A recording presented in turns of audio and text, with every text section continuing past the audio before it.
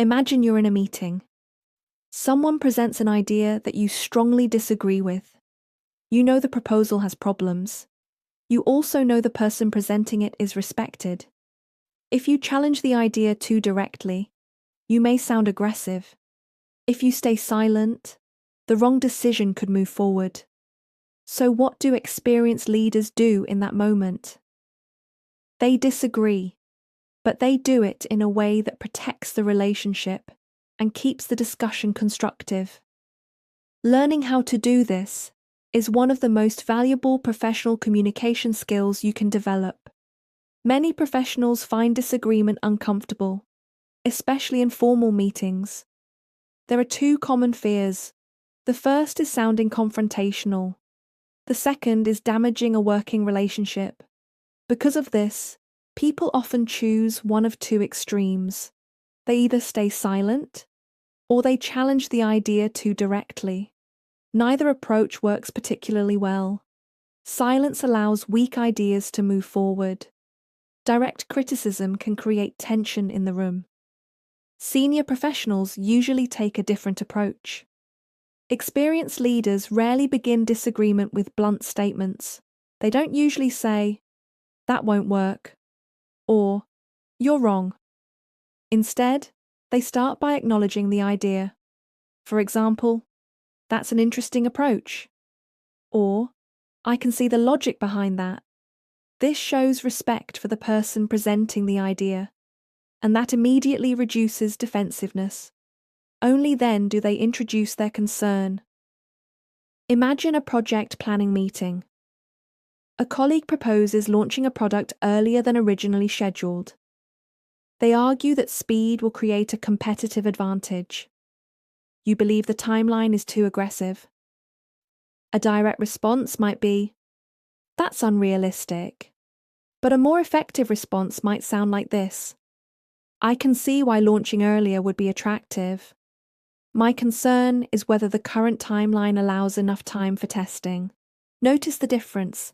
The disagreement is still clear, but the tone remains constructive. There is a simple structure many experienced communicators use. It has 3 steps. First, acknowledge the idea. Second, introduce the concern. Third, invite discussion. For example, "I can see the benefit of that approach.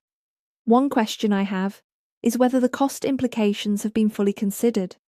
This structure keeps the conversation analytical rather than emotional, and that's the key difference between argument and professional disagreement. Let's look at another situation. You're discussing a new reporting system. A colleague suggests implementing a complex new tool immediately. You believe the team may not yet be ready for the change. A direct response might sound like, "That's too complicated." But a more constructive version might be, "That's an interesting option. I wonder whether the team might benefit from a simpler transition first." The message is similar, but the delivery keeps the discussion open. In professional environments, disagreement is not unusual. Good decisions often emerge from debate, but the tone of that debate matters enormously. When criticism feels personal, people become defensive. When criticism focuses on the idea rather than the person, the discussion stays productive. This is why experienced professionals often frame concerns carefully. They are not avoiding disagreement. They are managing the tone of the conversation. Imagine a leadership meeting discussing budget allocation. One proposal suggests reducing investment in a project you believe is strategically important. A blunt response might be, "That's a mistake."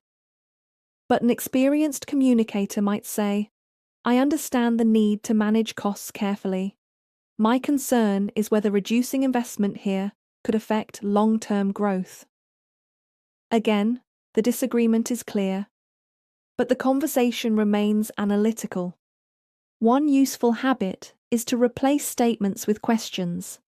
Instead of saying, "This approach won't work," you might ask, "What risks might we face if we take that approach?" Questions encourage reflection. They also invite others in the room to contribute, which often leads to better decisions. For international professionals working in British environments, this style of disagreement can feel subtle at first. Direct criticism is often softened, not because the disagreement is weak, but because maintaining a constructive atmosphere is valued. Once you recognize this pattern, it becomes easier to participate confidently in discussions. You realize disagreement is not avoided. It is simply expressed in a more measured way. Professional disagreement is an essential part of effective teamwork. Strong ideas often emerge through discussion and challenge. The key is not avoiding disagreement. The key is delivering it in a way that keeps the conversation constructive. Acknowledge the idea. Introduce the concern.